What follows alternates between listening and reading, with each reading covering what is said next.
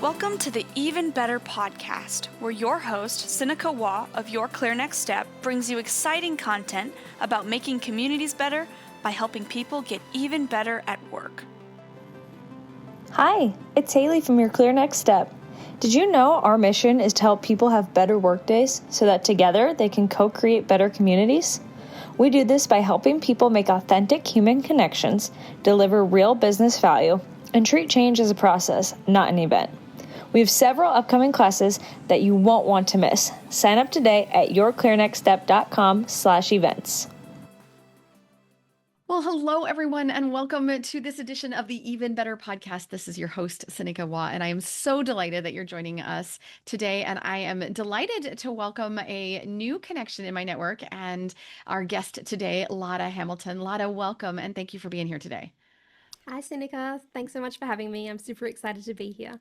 This is just a delight. So I have just had the opportunity to get to know Lata a little bit today, and the overlaps between the things that Lata does and the things that we talk about here at the Even Better podcast and at Your Clear Next Step are pretty striking. So we'll get to see those here pretty clearly as we get to talk through the conversation. But let me tell you a little bit about Lata. Where we are different is the space in which we operate, and I mean geographically, because Lata is coming to us today from Australia, and which is really fun, getting the chance to visit with her. And we chatted a little bit today, as we might do, about the seasonalities and the differences there. So Lata has taken her career, and one of the things that I really love about the work that we do here at Your Clear Next Step and the emotional intelligence dives that we do is the recognition that around the world, we are humans, right? And we are people, and we show up, and so many of us wrestle and struggle with the same things regardless of where we find ourselves. And we are different, and our differences make the world better, richer, stronger, and we are similar in so many ways. So I'm excited to hear from Lata, who is a change, leadership, and confidence mentor. So she is the author of Pioneer Your Career Change. She's got a leading successful change program. She has done all sorts of amazing things with her career, and I'll let her tell you more about some of her successes. She's impacted over 100,000 people operating these change initiatives that she does and helping others do that as well. But let's hear from Lata specifically on her stories. We're going to talk about career change today. We're going to talk about probably dabble a little into change management because sometimes I can't help myself. But we're going to talk about how how the world around, we have some similarities, and how we find ourselves in situations where change, whether it's changing through a career or changing through something else, how we move forward through that. Lata, welcome. And let's hear a little bit about your story. Thank you so much. Yes, I am all things change.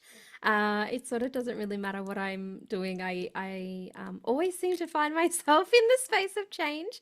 And I think where it really kind of came to me, or where it really kind of hit me, and how I kind of ended up making that career transition for myself was, I was a couple of years into my corporate career, and like my model for how to be successful, I'd come from a very like traditional breadwinner family, male breadwinner family.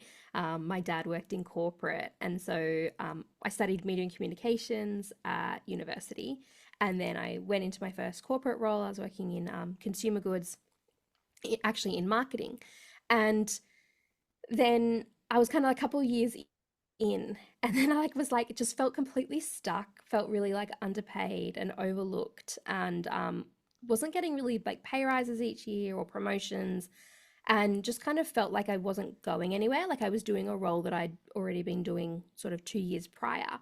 And I sort of tried to go for like a pay rise, tried to go for a promotion, and it sort of fell on deaf ears, and I didn't really go anywhere. And then I was like, is this all there is? Like I was like, surely there has to be more. And like I really wanted to, like I'd worked really hard at university, I'd worked really hard in my graduate program.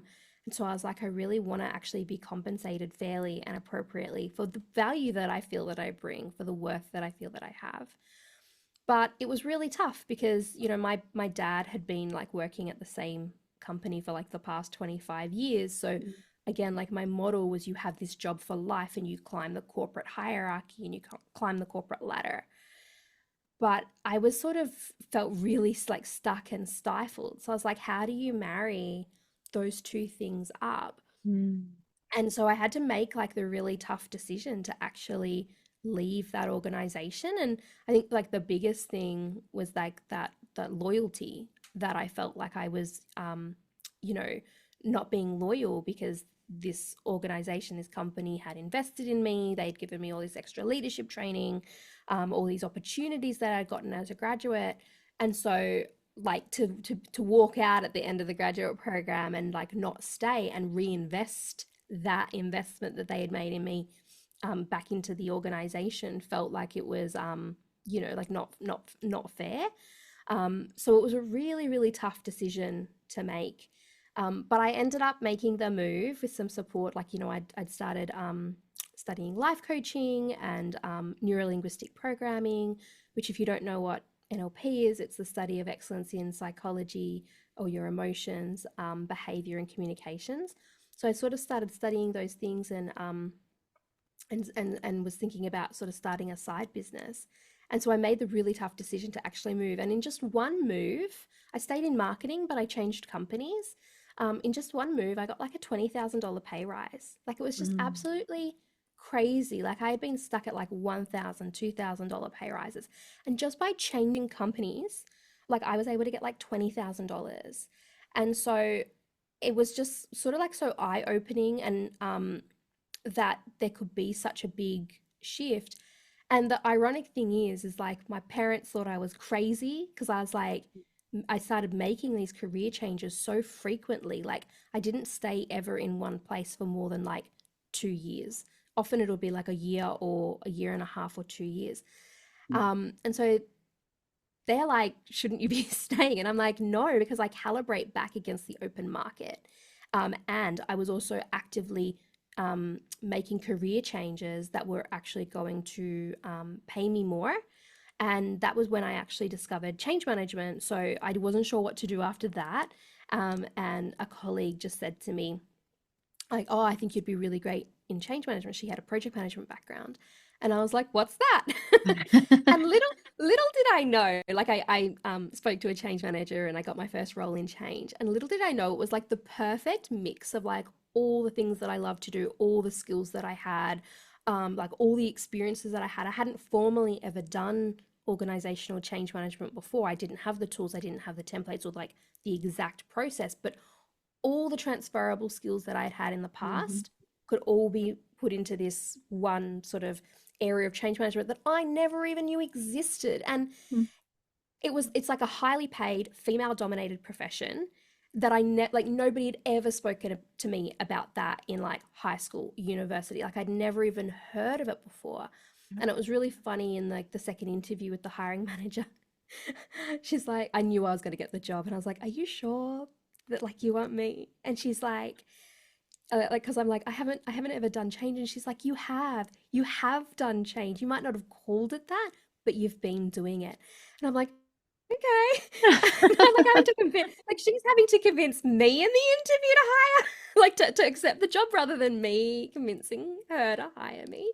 So I moved into change management, which is, I define things really simply. It's moving in an organization, moving people from doing things in one way to a new way. And we do that through communications, training, and business readiness so we can realize the business benefits and get the return on investment that we want. And I love it. I love change management. It just feels like it was like the culmination of like all of the things that I know and love and have experienced. So the sheer pleasure of being able to help other people, other women make that career change and really find that confidence in themselves, but also tap into their self-worth, tap into all the things that they have available and the passion that they have for themselves and their career, as well as get to work in the profession of change management with my own consulting clients. It's a real pleasure.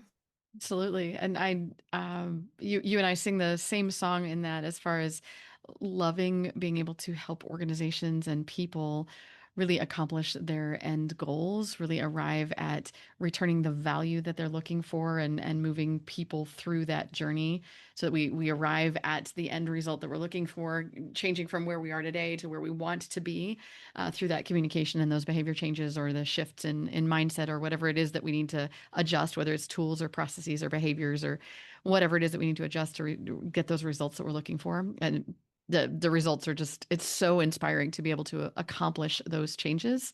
And if we do it planfully, if we do this with intentionality, and we do it well, the results are so rewarding. It's so rewarding to get to the other side and go, look what we did, look what you did. Because we, as change managers, we simply Mm, help people do their best work.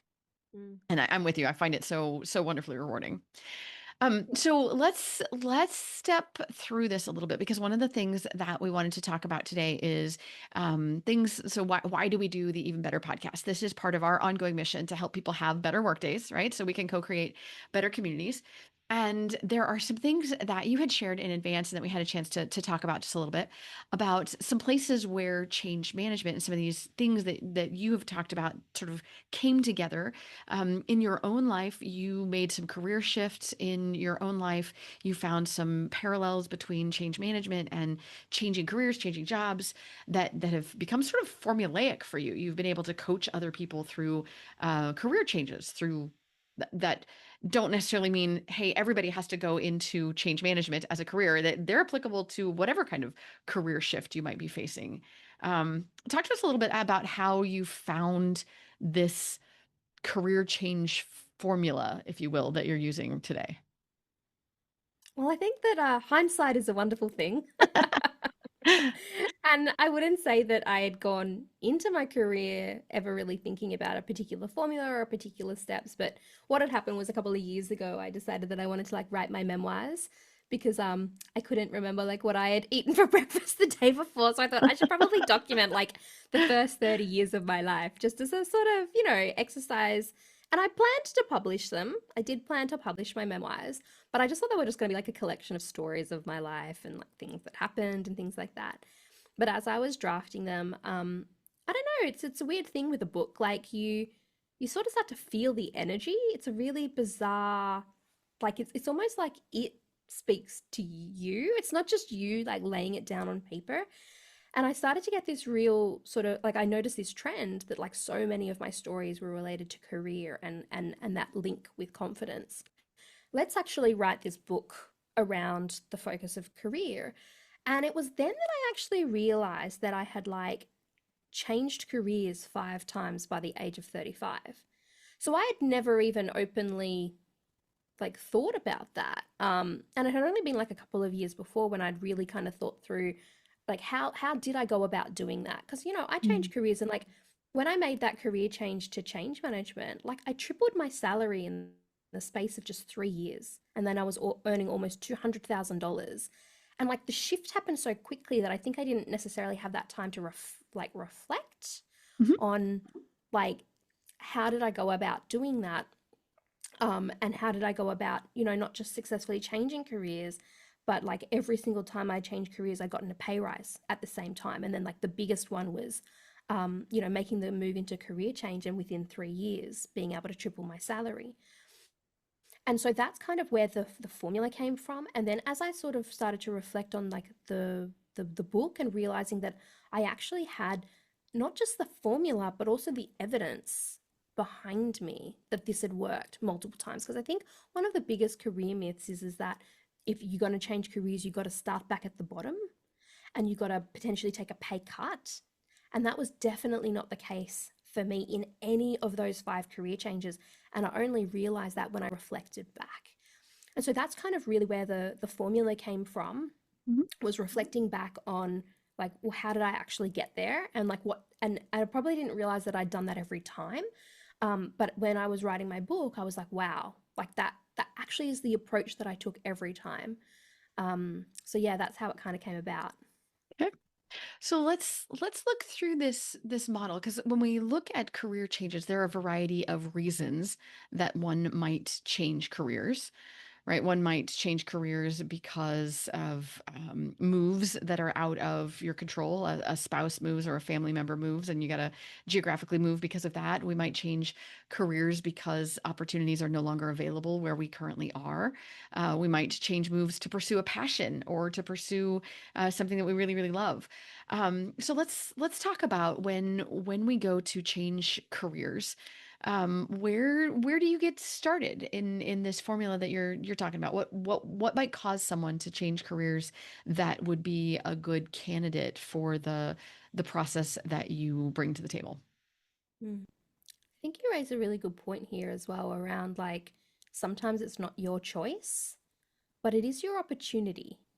Like I think sometimes like the universe or the creator, whatever you believe in, like throws you that opportunity. It might not even be your choice, but like it kind of pushes you to make an active, proactive, take an active and proactive role in your career. So that's the space where I come from. So the first step is really to calculate the cost of staying where you are, staying stuck, staying with the people, the place, the work, the pay, wherever that you are, calculating what that's truly costing you. And when I say calculate the cost, it's like it's not just about the financial side, but obviously the financial side is such a big part of it because we're not going to work for free. Like if you were going to work for free, that would be volunteering or a hobby. Mhm. We are actively going to work in order to be compensated fairly and appropriately for the skills that we have, for the value that we bring. And so, what I see a lot of, and even for me, at some points in my career, but particularly a lot of my coaching clients and my students, they've often fallen into roles. They have maybe gone into college, school, university, and gone and done something that maybe their parents suggested that they do, or that looked good at the time, or they just didn't know the broad suite of everything that was available. Mhm. And then they've gone in and they've kind of just like taken, like so many people that I've worked with, they kind of got tapped on the shoulder for their next role or their next opportunity or their promotion or whatever. And so they just took it and they've just kind of rolled and they've never stopped and taken an active step in their career. And so you have to kind of calculate like what are you missing out on? And it could be like financial. So like if you have been maybe staying in the same company for a really long time, like the number one biggest thing that I found was that when I changed companies, when I changed industries, it didn't really matter what I was doing. But when I went back out into the open market, I calibrated against the open market, my value, rather than what that organization had previously been paying me. Because they know you at that value, but the market is comparing you against the entire broad external market, and that's what you're being assessed against. So it's like the number one biggest thing that I've done to successfully get pay rises has been to kind of go external. So there's the financial side. But then there's also sort of like the personal side. So it could be that your job might be giving you a lot of stress. It might be causing a lot of health issues. That kind of can have a financial issue too. Like during COVID, I was sitting so much that I ended up having to like go to the physio more. And so I was then having this unexpected cost that because I was working from home and sitting all the time at home instead of in the office, with all that incidental walking, I was having to then pay out of pocket to go to the physiotherapist more. And then there's the spiritual cost. There's, you kind of mentioned it, like maybe you want your soul to light up a little bit more. Maybe you want to feel more like you're making more of an impact or more fulfillment in the work that you're doing. So you can kind of see where you're at right now, like what each of those costs could be.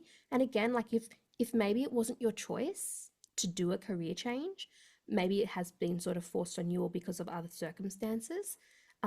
It's like, what was it costing you? And maybe if you really look at it, you might find that you've actually been sort of going with the status quo or maybe even Mm. holding yourself back for a lot longer than maybe you thought, and this is the world giving you an opportunity to move forward. Mm. So we're looking at not just the costs of leaving, but the costs of staying. Lovely. Lovely. So where do we go from there? So we think about the costs. What's next after that? Well, that can kind of make you feel a little bit depressed. you know, you're like, oh God, what have I been doing with my What life? what have I been doing all this time? I know. And like that's okay, right? Like staying where you are is safe, it's secure. Mhm, Um, often there is those pangs of loyalty, you mhm. know, like that has come up time and again in my career. And you would think that I would learn the lesson to put myself forward, you know, like it's a business contract. Your employment is literally a business contract. Mhm. Like you have agreed to provide your skills and time and services and effort, and they have agreed to pay you. So you have Right. to treat yourself like a business. And I would really say, you know, like really question that loyalty and question what loyalty has cost you.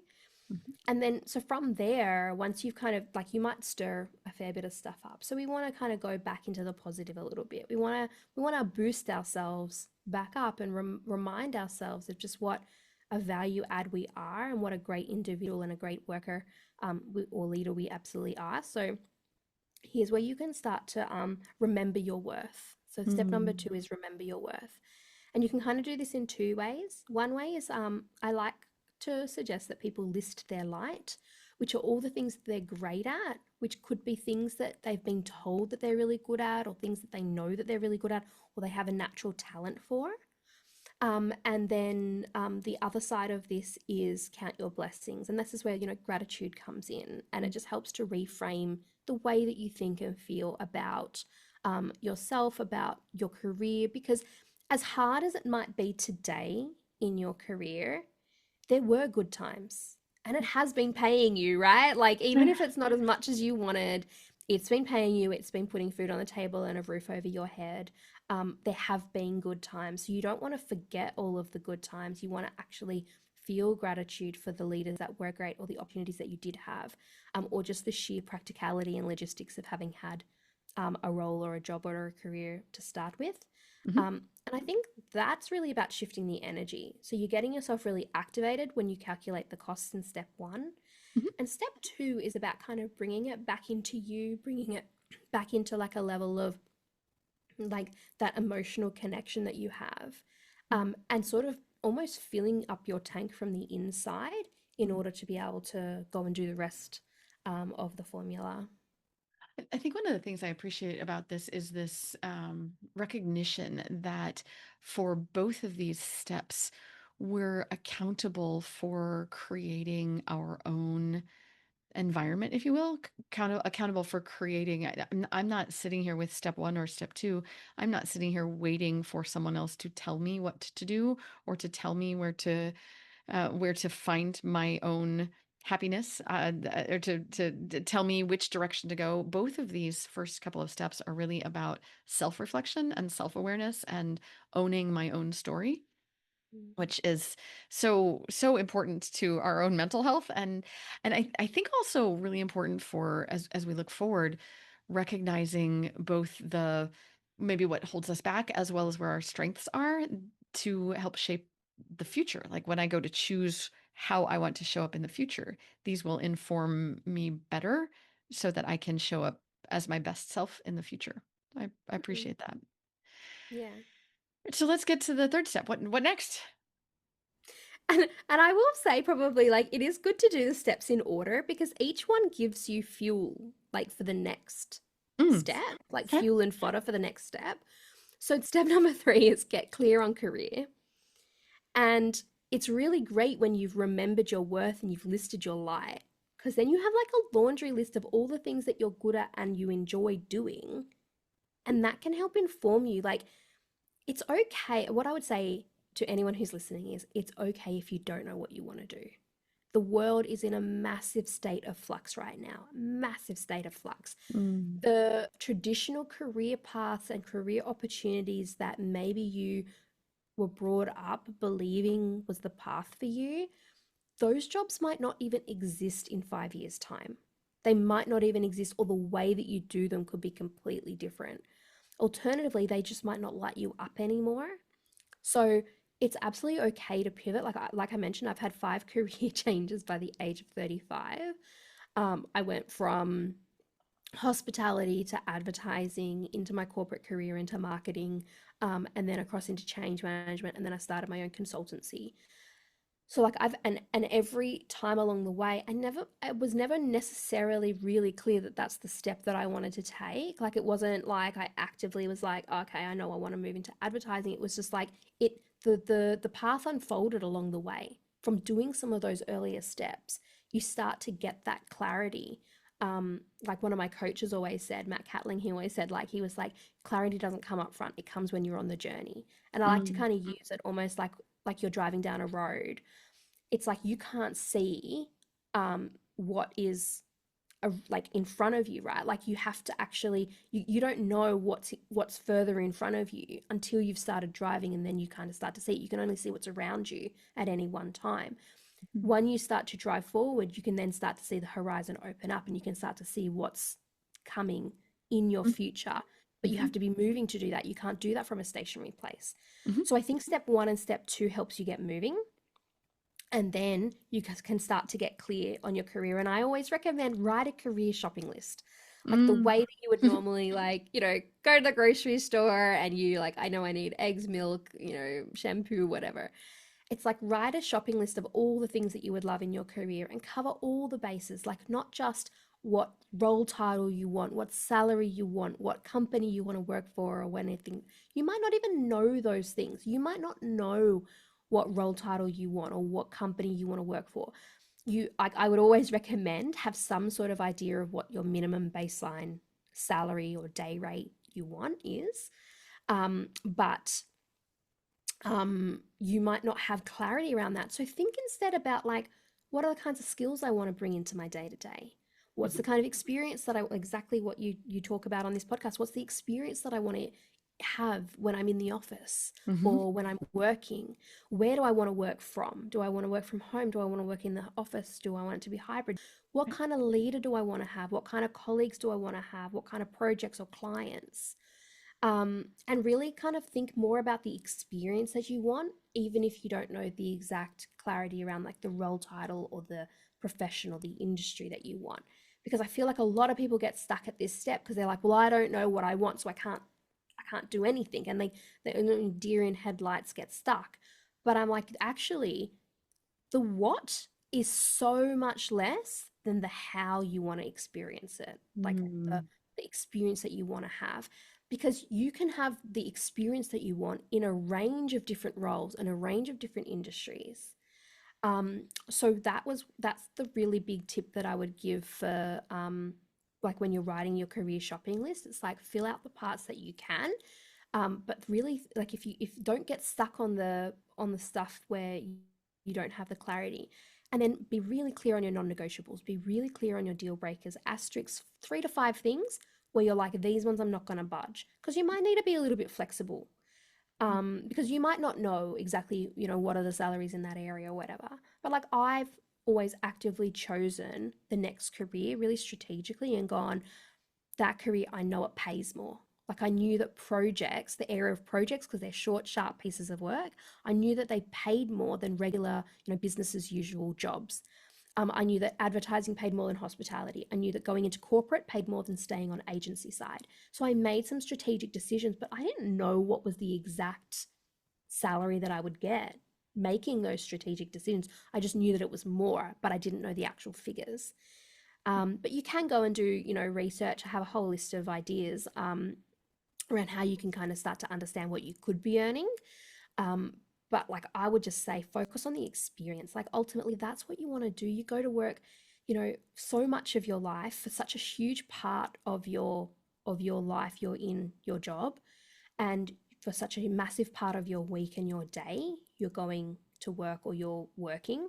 It's like you want to have the best experience. And I feel like when you get really clear on the experience that you want to have and the value that you want to bring, it's like all the other information takes care of itself. Somebody will suggest a career path to you, or you'll see a job ad and you'll be like, oh, what's that?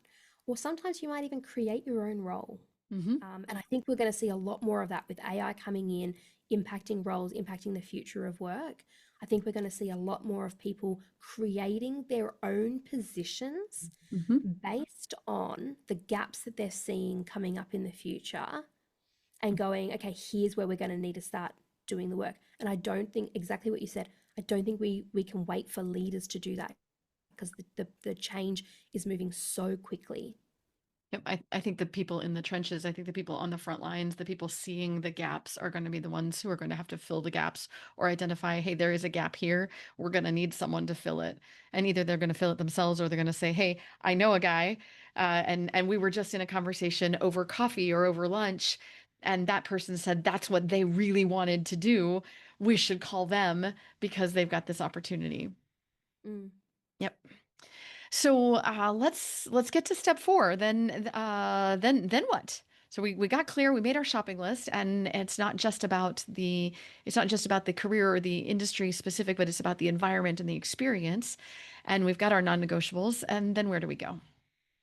So then in step 4, we want to commit to the change. And Mm-hmm. here's where you might need to put some things in place and in practice in order to get there. Starting to set goals can kind of activate you, potentially make you feel a little bit scared. It's like, new ground. And or you might start to think, how am I ever going to get there? How am I ever going to do it? And we've sort of started to loosen the grip on sort of like career beliefs and limiting beliefs and fears and concerns, sort of, pardon me, in the earlier steps, like step 1, calculate the costs, and step 2, remember your worth. But now we actually want to start moving ourselves to being able to take real action. And so, with commit to change, something that you might want to think about doing is really letting go of any of those, negative emotions, limiting beliefs, any of those past experiences from your career. So I kind of frame this as like, you want to forgive and forget. And the like, it might be, forgiving past bosses that didn't give you a pay rise, or it might be forgetting times in your career when you wanted to go for that promotion and you didn't get it, or when you had a really bad stakeholder, or even in some cases where maybe you were bullied by somebody who you might have been working with. And and you can reflect on the whole length of your career. Like, I truly believe that it doesn't matter what work you've done, all of those roles provide you with the transferable skills that you can then go and use. And I always define transferable skills as the skills that you can use in any job, Mm-hmm. any company, Yep. any industry, any country. Yep. They are not specific to a like particular role, company, industry, or country. You can use them anywhere. Mm-hmm. And so whatever has happened, like that whole breadth of your career, it's about reflecting on that whole thing. You might even want to go back into your education, into your school, high school, university, if there were particularly, little t, little t traumatic events that kind of stuck with you and that maybe made you feel like you weren't worthy, or that maybe made you question your career, or even people, maybe even in your personal life, who maybe pushed you into a particular path, Mm-hmm. and you maybe at that time didn't know better, and so you might even need to forgive and forget not just those people but also yourself for maybe not being proactive earlier, or for going with the flow, or for not being confident, or standing up for what you wanted or what you believe in. And there's so many different practices you can do. Like, I've got a few free meditations. You can go and do whatever kind of practice you want. You could go and do like a Reiki or acupuncture, or go for a swim. Water is a great cleanser. So I think it's about finding tools and techniques that work for you. I always sort of recommend use a couple that you already like maybe journaling, or maybe emotional freedom technique, or tapping. Some that you already know, and then try one or two new ones, and really Yep. think about those experiences, those people that you need to forgive and forget, so that you can clear out that energy and get ready for that career change. And then you might also need some support. Like, you might not be able to do it on your own. You might need to enlist the help of a coach, or get involved in a community, or work with somebody like a mentor or something like that, in order to help you get there. And then the last area of this is really around your, closing any of your gaps. So my honest belief is that because of your transferable skills, you are legitimately eligible to go for any role. Mm. If you calibrate yourself on transferable skills, not specific technical skills, you can literally go to any role. However, my caveat on this is, if it's required in order to keep you or others safe, for example, from a medical perspective, a financial perspective, a safety perspective, Sure. operating heavy machinery, whatever it is, make sure you go and get the license or the certification. So this is a personal thing, like, don't at me about this, but like, I'm just like, if you have to keep yourself safe and you have to do that to go and get the certification and the license, cover yourself, cover Right? the people that you're working with, make sure that you do that training and you do get that license or that certification. But I think you'll find that the majority of roles, especially sort of more information industry roles, you don't actually need to go and do a course, but you might want to go and do a course to like my course, for example, teaches the end to end of change management delivery. I get people who are already working in change management come and do my course because they feel like they're missing gaps along the way, or they want to build their confidence to Mhm. do change management in projects. So like, if you feel like you need that for your confidence, go and do a course, go and do some training, but don't go and do a university degree, because the pace of change is moving so quickly. You need practical skills. So I would say do a short course, maximum 6 weeks, 6 to 12 weeks max, but like avoid the big, long, lengthy degrees at this stage if you're already well into your career at this stage, because by the time you've learnt this stuff, the industry and the jobs and the roles will have moved on. You really need to be going to practical courses where you can start to put into practice things the next day. Like, they're teaching you a tool, you go into your workplace the next day or your job the next day and you put it into practice.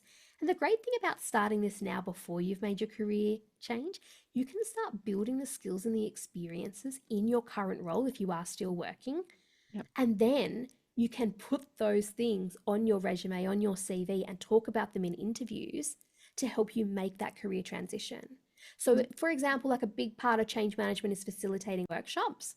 You might not do that in your current role actively, but you could start doing that as part of your current role. So you can hands on heart say, yep, I've got experience facilitating workshops, even if it's not as a change manager. Right. Yep. And so that working towards closing the gap. So there are a couple of things that I want to pause here, and I know we're getting really close on time. One of the things in step 4 is you're talking about that commitment to change. It's that willingness to really leave the past behind, and I don't want to lose sight of that, because this is so important for both your career shift that you're talking about and applicable for any change that we're leading people through. That we can't get to be we don't get to the new state if we haven't demonstrated a willingness to leave behind the old ways, right? We got to leave the A in the past so that we can get to B. And so that commitment to, yes, I'm committing to these change, I'm committing to the new behaviors, I'm committing to leaving behind whatever it was that was the limiting belief, or the limiting practices, the limiting process, the limiting systems. I'm going to leave it behind so that I can move forward. So I love that about step 4, and just really being clear on your step 5 here. This is, as you're talking about it, I think you shared it with me as really carving your path forward. Just now you started talking about closing the gaps. What else goes into that step 5 as we move forward? Yeah, so my consultancy is called Passion Pioneers. Mhm. So I always say, like, carve your own path for change, and like the way that I did it is not the way that you would like might do it, and you need to decide for yourself how you go about and carve your own path. Do it in the way that you want. And so this really means going after the role, applying for it, recruiting for it, and then you might get pushback. You might not get the role at the beginning. So it's also about reflecting, noticing the results, reflecting on that. And then when you land the role or when you land that new position, it's like celebrating and actually remembering to celebrate. And I feel like this last step, it's a really good time, like, because you'll get a lot of feedback and you'll get a lot of information about where you are and what you want to do. And you might find that you might need to go back to like step 1, 2, 3, or 4 Mhm. in order to fix some things up, in order to be able to keep pushing forward. So really use that feedback loop that happens in step 5. Mhm. And then when you're successful, be sure to celebrate success, because Mm. like it is a really big momentum. I think even though people are changing careers a lot more these days, the work that you've gone through and the personal transformation and journey that you've had to go through, it is like shedding a skin. It is like being that phoenix reborn from the ashes. And so you really, like, you have to celebrate it. You have to really honor the work that you've done, the progress that you've made, the success that you've had. And like I mentioned, in some cases, it might be that you've gone and you've actually created a brand new path and a brand new role for yourself that didn't even exist. You might not even have a job title, but you've gotten the opportunity, right? And so, like that kind of stuff as well, it's like celebrate it, like absolutely reward yourself for the fact that you have gone after it and that you've been successful.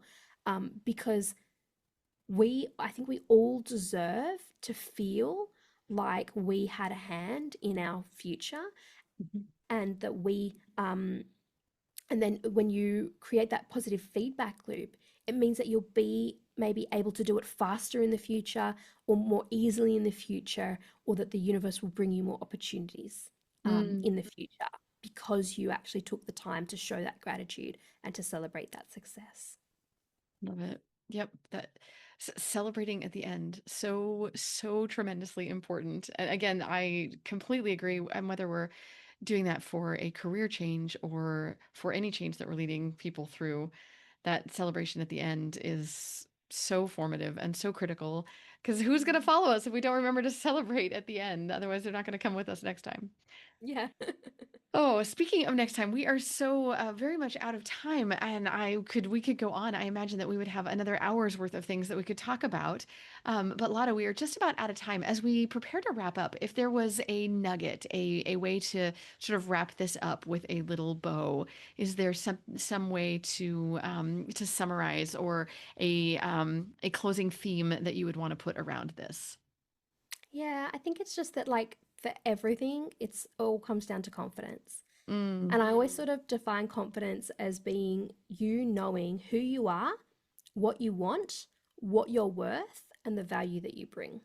mm, And if you can get really clear on who you are, what you want, what you're worth, and the value that you bring, like everything else stems from that. Everything else stems from that. So, like, if there's only one thing to take away, it's probably like focus on building your confidence, and that 5 step career change formula absolutely helps you to do it. Kind of taps into it all along the way. But you are a shining diamond of potential, and anybody would be lucky to work with you or to have you work with them. So always know that about yourself, and take that forward. Oh, wonderful. Thank you.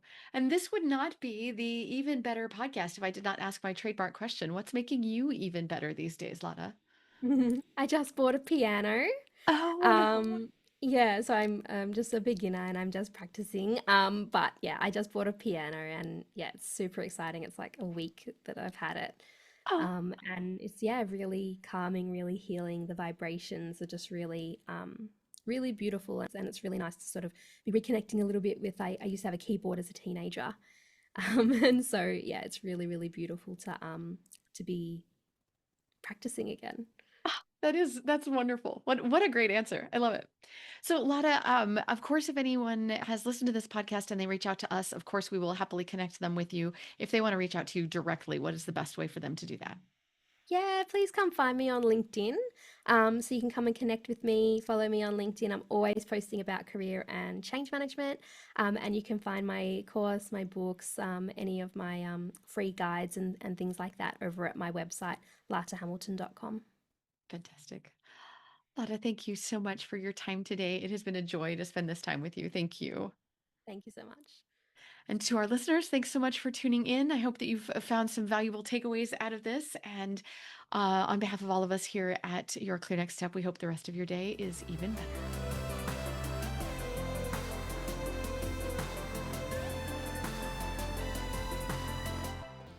Thank you for tuning in today. The Even Better podcast will be back with more content soon. But in the meantime, subscribe to our podcast or check out our website at yourclearnextstep.com for more information. See you next episode.